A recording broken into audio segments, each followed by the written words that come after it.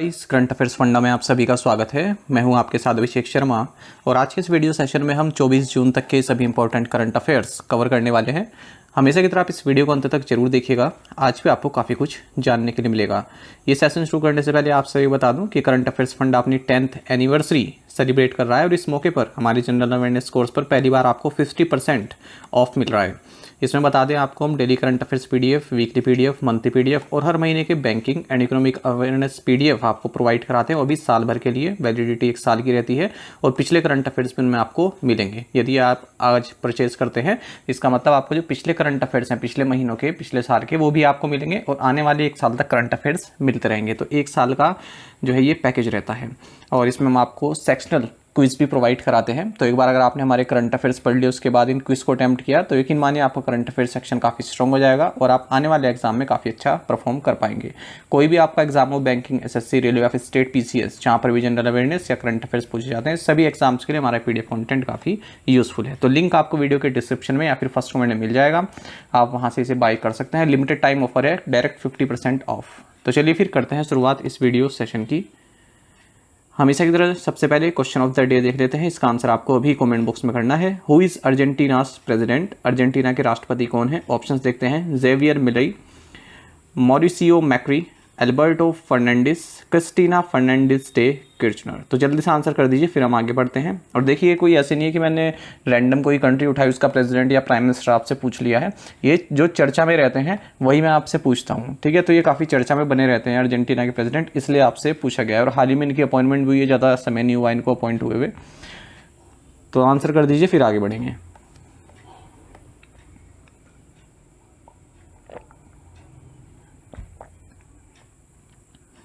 When is the world rain forest day celebrated? पूछ रहे हैं कि विश्व वर्षा वन दिवस कब मनाया जाता है। ऑप्शंस आपके सामने हैं। सही आंसर ऑप्शन बी रहेगा, जून 22। देखिए हर साल 22 जून को world rain forest day celebrate किया जाता है। साल 2024 में वर्ल्ड रेन फॉरेस्ट डे का थीम रहेगा empowering the world in defence of our rain forest.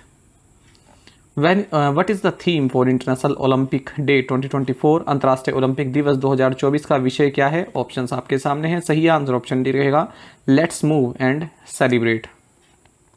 आपको जानना चाहिए कि हर साल 23 जून को इंटरनेशनल ओलंपिक डे सेलिब्रेट किया जाता है क्योंकि 23 जून 1894 को इंटरनेशनल ओलंपिक कमेटी की स्थापना की गई थी पियर डी कोबर्टिन के द्वारा सोरबोन, पेरिस में। आपको जानना चाहिए इस साल 2024 में इंटरनेशनल ओलंपिक डे का थीम रहने वाला है लेट्स मूव एंड सेलिब्रेट। बाकी आप जानते ही हैं कि इंटरनेशनल ओलंपिक कमेटी का हेडक्वार्टर्स लुज़ेन, स्विट्जरलैंड में है और प्रेसिडेंट हैं थॉमस बैक।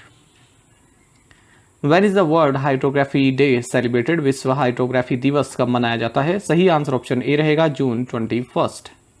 आपको जानना चाहिए कि हर साल 21 जून को इंटरनेशनल हाइड्रोग्राफिक ऑर्गेनाइजेशन द्वारा वर्ल्ड हाइड्रोग्राफी डे सेलिब्रेट किया जाता है ताकि हाइड्रोग्राफी के बारे में लोगों में अवेयरनेस आ सके और किस तरह से सीज एंड ओशियंस के नॉलेज के लिए ये हमारे लिए महत्वपूर्ण रहता है। 2024 में इसका थीम रहेगा hydrographic information enhancing safety, efficiency and sustainability in marine activities. Indian naval hydrographic department ये इंडियन नेवी के तहत कार्य करता है और हमारे देश में हाइड्रोग्राफिक सर्वेस और नॉटिकल चार्टिंग के लिए नोडल एजेंसी है।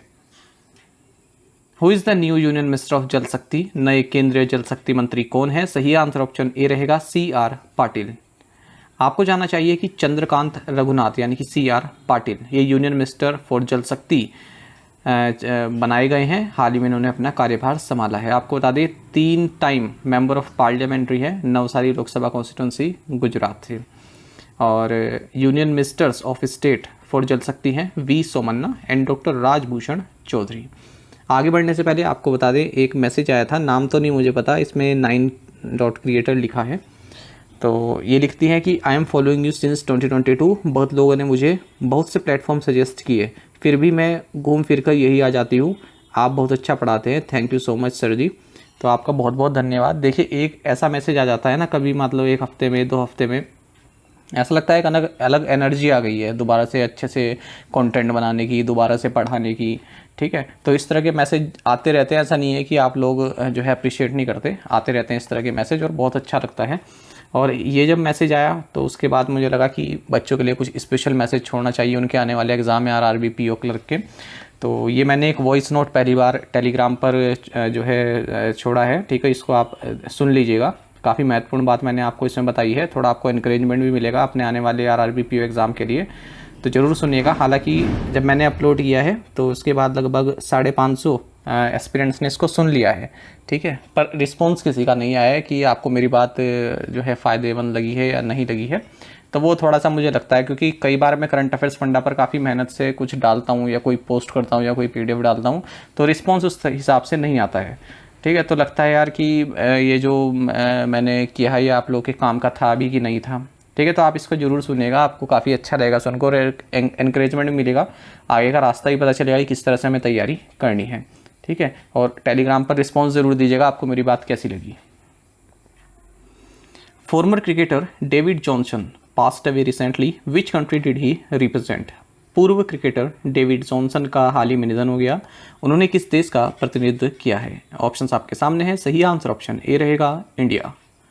आपको जानना चाहिए farmer India pacer David Johnson, इनका हाल ही में 52 की एज में बेंगलुरु में निधन हो गया है। आपको बता दें इन्होंने 2 टेस्ट मैच खेले 1996 में, 3 विकेट इन्होंने लिए हैं।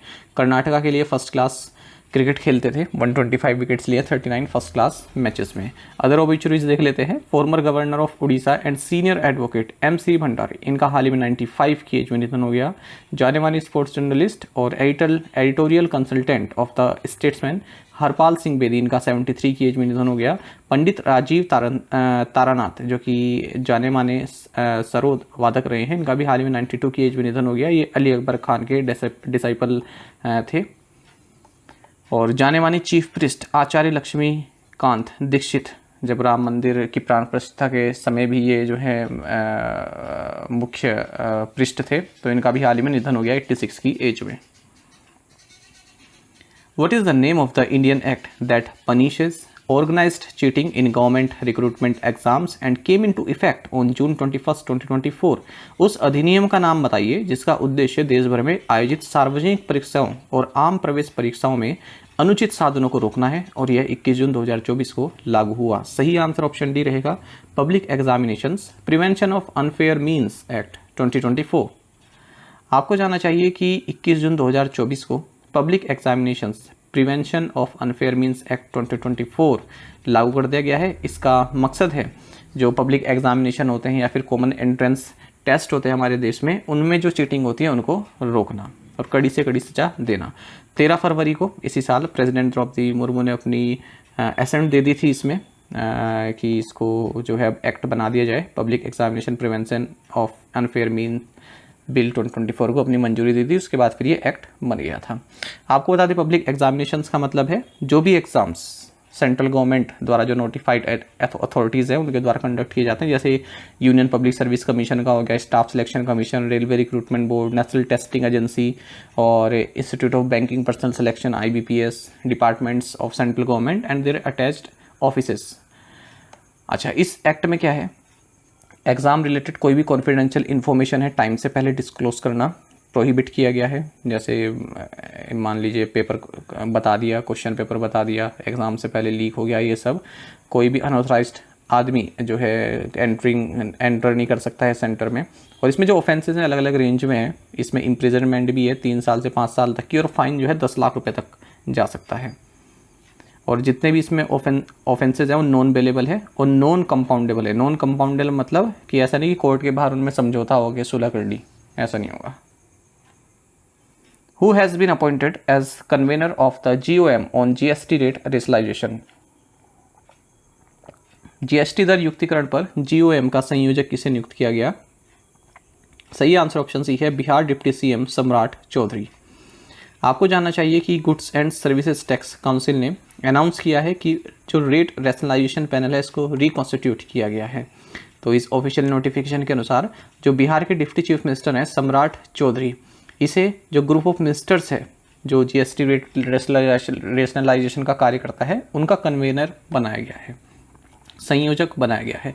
इस पैनल मेंबर में उत्तर प्रदेश के फाइनेंस मिनिस्टर सुरेश कुमार खन्ना भी हैं, गोवा ट्रांसपोर्ट मिनिस्टर मोविन गुदिनो भी हैं, Rajasthan medical and health services minister Gajendra Singh हैं, West Bengal finance minister Chandrima Bhattacharya हैं, कर्नाटक रेवेन्यू मिनिस्टर कृष्णा बायरगोड़ा हैं और केरल के फाइनेंस मिनिस्टर KN बालागोपाल भी हैं। तो ये जो रिकॉन्स्टिट्यूटेड ग्रुप ऑफ मिनिस्टर्स हैं, इसका मकसद ये रहेगा जो GST रेट्स हैं उनको स्ट्रीमलाइन करना। ठीक है, किस चीज़ पर GST जो है छूट दी जाए, किस पर GST कितना प्रतिशत हो, किस तरह से GST रेवेन्यू बढ़े, ये सब। पहली बार ये 2021 में बनी थी ये committee Karnataka chief minister Basavaraj Bommai के नेतृत्व में। और इस पैनल का ये भी काम रहेगा कि जो 4 GST रेट हैं 5, 12, 18 और 28%, इनको किस तरह से 3 रेट में किया जाए।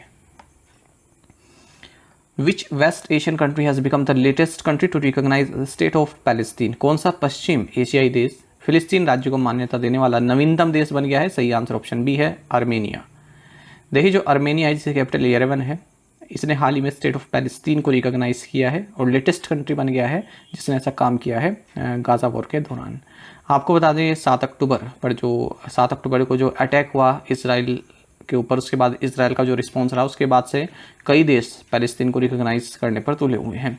और जो अदर कंट्रीज़ हैं जिन्होंने हाल ही में पैलेस्तीन को रिकॉग्नाइज किया है वो नॉर्वे है, स्पेन है और आयरलैंड है।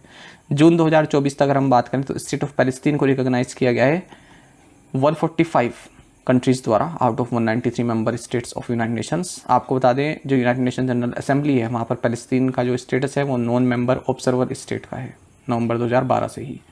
अच्छा, यहाँ पर एक चीज़ आती है 2 स्टेट सॉल्यूशन। कभी कभी सिंगल लाइन पूछ लेते हैं एग्जाम में, खास करके बैंक एग्जाम में भी पूछ लेते हैं इस तरह की नॉलेज कि 2 स्टेट सॉल्यूशन किससे संबंधित है। तो आपको पता होना चाहिए कि इसराइल पैलेस्तीन से संबंधित है।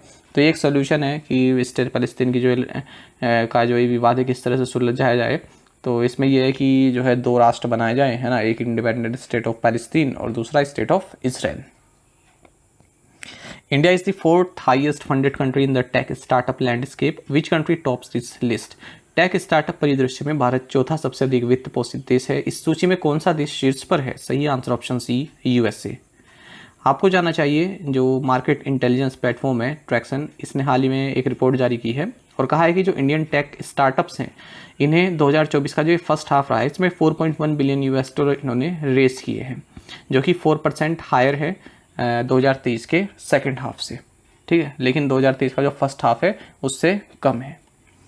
और ये बताया कि 4.1 बिलियन के साथ India 4th highest funded country है ग्लोबली टेक स्टार्टअप लैंडस्केप के मामले में। और यूनाइटेड स्टेट्स टॉप पर है, उसके बाद फिर यूके आता है, फिर चाइना आता है। Tracxn India tech semi annual funding report first half 2024 offered insights on funding trends, sector performance, and notable developments in the Indian technology sector for the said period. Which organization named Theo James as a global goodwill ambassador? किस organisation ने थियो James को वैश्विक सद्भावना राजदूत के रूप में नामित किया है? सही आंसर ऑप्शन सी रहेगा, UNSCR। देखिए United Nations high commissioner for refugees ने ब्रिटिश एक्टर थियो जेम्स को ग्लोबल गुडविल एम्बेसडर नियुक्त किया है। अगर हम बात करें इस एजेंसी की, United Nations high commissioner for refugee की, ये यूनाइटेड नेशंस एजेंसी है और इसका कार्य है जो रिफ्यूजीज हैं उनको प्रोटेक्ट करना, उनकी सहायता करना, जो फोर्सिबली डिस्प्लेस्ड कम्युनिटीज़ हैं उनकी हेल्प करना, स्टेटलेस पीपल की हेल्प करना। और इसका हेडक्वार्टर्स जेनेवा स्विट्जरलैंड में है।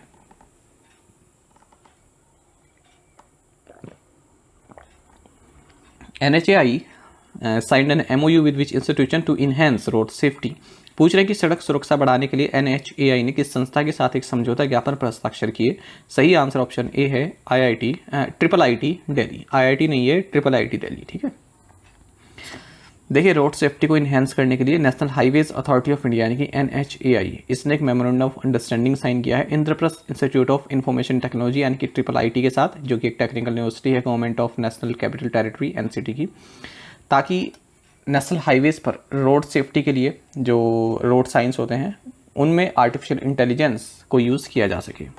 NHAI की अगर हम बात करें, एक ऑटोनोमस एजेंसी है गवर्नमेंट ऑफ इंडिया की, 1995 में सेटअप की गई थी एक्ट 1988 के तहत। और जो भी हमारे देश में नेशनल हाईवेज़ हैं उनके मैनेजमेंट के लिए रिस्पॉन्सिबल है, इसके चेयरमैन संतोष कुमार यादव है। देखिए NHAI के बारे में मैंने इसलिए बताया क्योंकि हाल ही में CSIR का एग्जाम हुआ था, वहाँ पर पूछा गया था NHAI की स्थापना कब हुई थी। ठीक है, तो ये महत्वपूर्ण है। NHAI हमारी एक महत्वपूर्ण संस्था है, इसकी क्रिएशन आपको पता होनी चाहिए। What is the total value of assets monetized by the government under the national monetization pipeline from 2021-22 to 2024-25? 2021-22 से 2024-25 तक राष्ट्रीय मुद्रीकरण पाइपलाइन के तहत सरकार द्वारा मुद्रीकृत संपत्ति का कुल मूल्य क्या है? सही आंसर ऑप्शन डी है 3.85 लाख करोड़ रुपीज़। आपको जानना चाहिए कि हाल ही में नीति आयोग ने रिपोर्ट में कहा है कि नेशनल मोनेटाइजेशन पाइपलाइन के तहत 2021-22 से 2024-25 तक इन 3 सालों में गवर्नमेंट ने जो गवर्नमेंट के एसेट्स हैं, ठीक है, लगभग 3.85 लाख करोड़ रुपीस के मोनेटाइज किए गए हैं। आपको बता दें जो नेशनल मोनेटाइजेशन पाइपलाइन है, नीति आयोग रिस्पॉन्सिबल है इसके लिए, और इन्होंने एक लक्ष्य रखा गया है कि जो भी सेंट्रल गवर्नमेंट के कोर एसेट्स हैं, चाहे वो रेलवेज़ हों या फिर पावर सेक्टर में हो, oil and gas pipeline sector में हो, टेलीकॉम में हो, सिविल एविएशन में हो या फिर रोड सेक्टर में हो, तो उनको जो है 4 सालों के अंदर जो है 6 लाख करोड़ रुपए तक का उनसे जो है उनको मोनेटाइज करना। ठीक है, मोनेटाइज का मतलब आप समझ रहे हो। देखिए कुछ ऐसी प्रॉपर्टीज़ होती हैं, जैसे मान लीजिए रेलवेज़ के आप देखते होंगे संपत्ति पड़ी रहती है ना, सेक्टर अलग अलग क्वार्टर पड़े रहते हैं, उनमें कई जगह पड़ी रहती है, या फिर रेलवे स्टेशन के पास भी संपत्ति पड़ी रहती है, तो ऐसी खाली पड़ी है वो, तो उसको लीज पर दे दिया, उससे पैसे जो है उन्होंने कमा लिए। ठीक है, लीज पर बेचा नहीं है, लीज पर दे दिया कुछ सालों के लिए, तो उसको बोलते हैं मोनेटाइज कर दिया प्रॉपर्टी को। तो इस तरह से 3.85 लाख करोड़ रुपीज़ पिछले 3 सालों में कमाए हैं। आपको बता दें इसमें केवल जो कोर असेट्स हैं उनको ही मोनेटाइज किया जा रहा है, ऐसा नहीं कि जो डिसइन्वेस्टमेंट किया जा रहा है उसको भी इसमें ऐड किया जा रहा है, ऐसा नहीं है। अच्छा, और सबसे ज़्यादा किस मिनिस्ट्री द्वारा यहाँ पर मोनेटाइज किया गया है? Ministry of road transport and highways के द्वारा, उसके बाद फिर मिनिस्ट्री ऑफ कोल के द्वारा। लगभग 97,000 करोड़ रुपए इन 2 मिनिस्ट्रीज द्वारा ही मोनेटाइज किया गया। What are the names of the new standards introduced by BIS for electric vehicle safety? Electric वाहन सुरक्षा के लिए BIS द्वारा शुरू किए गए नए मानकों के नाम क्या हैं? सही आंसर ऑप्शन बी है IS 18590-2024 एंड IS 18606-2024। आपको जानना चाहिए ब्यूरो ऑफ इंडियन स्टैंडर्ड्स ने 2 नए स्टैंडर्ड्स इंट्रोड्यूस किए हैं। एक तो है IS 18590-2024, दूसरा है IS 18606-2024, और इनका मकसद है L, M and N categories में जो इलेक्ट्रिक व्हीकल्स हैं उनकी सेफ्टी इन्हेंस करना। तो जो भी क्रिटिकल कंपोनेंट है इलेक्ट्रिक व्हीकल्स के, जैसे पावर ट्रेन, ठीक है, तो इसको देखते हुए सेफ्टी बढ़ाने के लिए ये स्टैंडर्ड्स जो है यहाँ पर जारी किए गए हैं। जैसे बैटरीज की परफॉर्मेंस हो गई है ना, तो ये सब इन स्टैंडर्ड्स के साथ अब टोटल 30 इंडियन स्टैंडर्ड्स हैं जो इलेक्ट्रिक व्हीकल्स और उनके एक्सेसरीज के लिए BIS द्वारा डेवलप किए गए हैं, इंक्लूडिंग चार्जिंग सिस्टम। स्टैंडर्ड आप समझ रहे हो ना, जैसे हम कोई भी इलेक्ट्रॉनिक चीज़ सब देखते हैं उसका स्टैंडर्ड देखते हैं, क्या रेटिंग है उसकी, ठीक है, कितने वॉट पर वो कार्य कर सकता है, ये सभी। BIS आपको जानना चाहिए नेशनल स्टैंडर्ड्स बॉडी है इंडिया की, department of consumer affairs, ministry of consumer affairs, food and public distribution, government of India के तहत ये कार्य करती है। इसको bureau of Indian standards act 2016 के तहत इस्टेब्लिश किया गया था, और कब लागू हुआ ये? 12 अक्टूबर 2017 को। हेडक्वार्टर्स न्यू दिल्ली में है। प्रमोद कुमार तिवारी इसके डायरेक्टर जनरल हैं।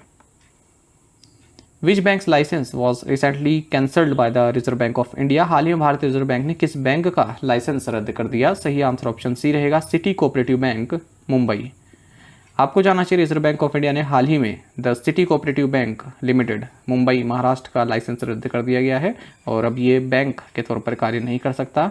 इसके पास एडुकेट कैपिटल भी नहीं थी, ना ही कोई अर्निंग प्रोस्पेक्ट था जहाँ से इसके पास पैसा आए। तो अब लिक्विडेशन होने पर जो भी डिपॉजिटर हैं उनको 5 लाख रुपये तक का जो है पैसा उनको मिल जाएगा वापस, deposit insurance and credit guarantee corporation के द्वारा। साथ ही आपको जानना चाहिए हाल ही में रिजर्व बैंक ऑफ इंडिया ने एक 2023-24 round of its survey launch किया है international trade in banking services पर। मतलब 2023-24 एडिशन है ये international trade in banking services, ये नाम है सर्वे का। तो ये सर्वे 2006-07 से ही RBI कंडक्ट करती आ रही है। ठीक है, इसमें जो भी फाइनेंशियल सर्विसेज प्रोवाइड कराती हैं किसी बैंक, मतलब जो भी बैंक्स हैं, फॉरेन बैंक्स हैं जो भारत में कार्य कर रहे हैं, ठीक है, और जो भी इंडियन बैंक्स हैं जो एब्रोड में जो है कार्य कर रहे हैं, ठीक है, इंडियन बैंक्स की ब्रांचेस एब्रोड में रहती हैं ना, और कुछ फॉरेन ब्रांचेस की जो है सब्सिडरी भारत में होती हैं, तो ये किस तरह से कार्य कर रहे हैं वो पूरी रिपोर्ट इसमें दी जाती है। International banking which institutions signed an MOU to advance collaboration in next generation wireless technologies for the Indian army. किन संस्थानों ने भारतीय सेना के लिए अगली पीढ़ी की वायरलेस प्रौद्योगिकियों में सहयोग को आगे बढ़ाने के लिए एक समझौता ज्ञापन पर हस्ताक्षर किए? सही आंसर ऑप्शन डी रहेगा, military college of telecommunication engineering and Sameer. आपको जाना चाहिए, ये क्लिप थोड़ा यहाँ पर गलत हो गया नीचे ना, जो स्क्रीनशॉट है पेरू एंड स्लोवाकिया है, पिछले क्वेश्चन का ये लग गया इसमें, पिछली स्लाइड का। देखिए, military college of telecommunication engineering MCT Indian army and society for applied microwave electronics engineering and research Sameer, जो कि एक autonomous research and development laboratory है ministry of electronics and information technology के तहत, इन्होंने एक मेमोरेंडम ऑफ अंडरस्टैंडिंग साइन किया है, जिसके तहत जो इंडियन आर्मी के लिए नेक्स्ट जनरेशन वायरलेस टेक्नोलॉजीज़ को डेवलप किया जाएगा। और ये इनिशिएटिव जो हमारे चीफ ऑफ आर्मी स्टाफ हैं, उन्होंने जो 2024 को year of technological absorption for Indian army घोषित किया है, उसको देखते हुए किया गया है। Bhartrihari Mehtab, a 7-time MP, was appointed the pro tem speaker of the 18th Lok Sabha. Which constituency has he represented 7 times? 7 बार सांसद रहे भर्तृहरि मेहताब को 18वीं लोकसभा का प्रो टेम स्पीकर नियुक्त किया गया। उन्होंने किस निर्वाचन क्षेत्र को 7 बार प्रतिनिधित्व किया है? सही आंसर ऑप्शन सी है, कटक। आपको जानना चाहिए, प्रेसिडेंट द्रौपदी मुर्मू ने भर्तृहरि मेहताब, जो कि 7 बार के MP हैं कटक से, इन्हें प्रो टेम स्पीकर नियुक्त किया है 18th लोकसभा का। और जो एक शुरू से एक रिवाज चलता रहा है कि जो भी सीनियर मोस्ट मेंबर होगा, ठीक है, उसे प्रो टेम स्पीकर घोषित किया जाएगा, तो वो रिवाज कहीं ना कहीं पीछे छोड़ दिया है, क्योंकि इनसे भी एक जो है ओल्ड MP हैं, 8 टर्म ओल्ड, कोडिकुनिल सुरेश कांग्रेस के, इन्हें प्रो टेम स्पीकर नहीं नियुक्त किया गया है। और ऐसा कांग्रेस ने आरोप लगाया कि आपने ऐसा नहीं किया, हमारे MP 8 टाइम है, आपने 7 टाइम MP को अपॉइंट किया है। बीजेपी का ये कहना है कि जो 8 टाइम MP है, लगातार 8 टाइम नहीं रहे हैं, ठीक है, बीच में गैप रहा है, बीच में सांसद नहीं थे ये, तो इसलिए हमने किया है। तो दोनों का ये पक्ष रहा। आपको बता दें, आर्टिकल 95(1) ऑफ कॉन्स्टिट्यूशन के तहत ये अपॉइंटमेंट की गई है, और जब तक स्पीकर नहीं चुने जाते तब तक ये प्रो टेम स्पीकर जो है लोकसभा की कार्रवाई देखते हैं। मेनली कार्रवाई क्या होती है, जो भी नए मिनिस्टर चुन के आए हैं उनको जो है शपथ दिलाते, जो भी MPs आए हैं लोकसभा में उनको शपथ दिलाते हैं, ठीक है। फर्स्ट सिटिंग जो होती है न्यूली इलेक्टेड लोकसभा की, उसकी अध्यक्षता करते हैं। जब नए स्पीकर अपॉइंट हो जाएंगे 3-4 दिन बाद, उसके बाद फिर ये जो प्रोटेम स्पीकर हैं, ये जो पूरा ऑफिस है, ये तब जो है ख़त्म हो जाता है, ठीक है। इसका मतलब ये टेम्प्रेरी ऑफिस है, केवल कुछ दिन के लिए ही बनाया जाता है pro tem speaker. Newly elected members 18th Lok Sabha will take oath और affirmation before the pro tem speaker. और जो भी पावर स्पीकर की होती है, सभी पावर होती है प्रोटेम स्पीकर के पास। अच्छा, आपको बता दें, ये जो भर्तृहरि मेहताब हैं, ये उड़ीसा के जो फर्स्ट चीफ मिनिस्टर थे, हरे कृष्ण मेहताब, इनके सन हैं। और लोकसभा इलेक्शन पहले बीजू जनता दल में थे ये, ठीक है, और जस्ट इलेक्शन से पहले ये फिर बीजेपी में आ गए। To the point questions and answers देख लेते हैं। In which year did the Dalai Lama go into exile? March 1959। Where did BRICS foreign ministers meeting 2024 held? Russia. Which agency released world energy investment report 2024? International energy agency. Edelweiss Tokyo Life Insurance has officially rebranded itself as Edelweiss Life Insurance. A report by Canada's Parliamentary Committee accused which country of being second biggest foreign threat after China to its democracy? Answer is India. आप में से कई aspirants ने बिल्कुल सही answer किया है। इसी तरह से आप पार्टिसिपेट करते रहिए ज़्यादा से ज़्यादा संख्या में। आज के असाइनमेंट क्वेश्चन देख लेते हैं, इनका आंसर आपको अभी कमेंट बॉक्स में करना है। Which section of the Indian penal code deals with cheating? United Nations public service day is observed on which day? Where is the international day of women in diplomacy celebrated? Which ministry does the insolvency and bankruptcy board of India come under? A Swiss court handed jail sentences to members of Britain's richest family for exploiting staff. Name the family. तो पांचों questions के answer आप comment box में दीजिएगा, और जो मैंने आपको बताया टेलीग्राम पर जो मैंने वॉइस नोट छोड़ा है उसको भी आप जरूर सुनिएगा, काफ़ी हेल्पफुल आपके लिए रहेगा। साथ ही करंट अफेयर्स फंडा को आप टेलीग्राम पर भी ज्वाइन कर सकते हैं। यहाँ पर रेगुलर वीडियो अपडेट्स और करंट क्विज हम आप सभी के लिए डालते रहते हैं। साथ ही डिस्कशन ग्रुप में आप किसी भी क्वेश्चन का सोल्यूशन पा सकते हैं। दोस्तों, यहाँ पर हमारे करंट अफेयर्स की प्लेलिस्ट दी गई, इसको आप जरूर देखें। अपने दोस्तों के साथ, फेलो एस्पिरेंट साथ हमारे करंट अफेयर्स को शेयर जरूर करें। आज का ये सेशन आपको कैसा लगा, प्लीज़ कमेंट बॉक्स में बताइएगा। Thank you guys.